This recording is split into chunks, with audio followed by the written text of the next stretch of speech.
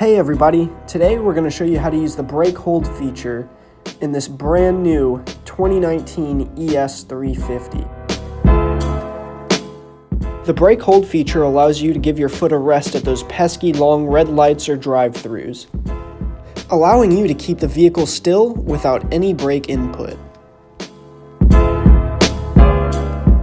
To activate the brake hold system with your seatbelt fastened, click the button that says Hold.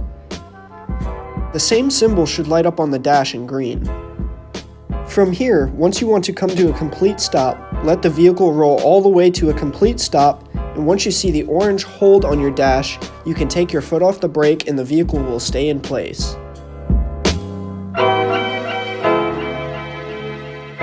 When you want to get going again, all you have to do is depress the accelerator, and you're on your way.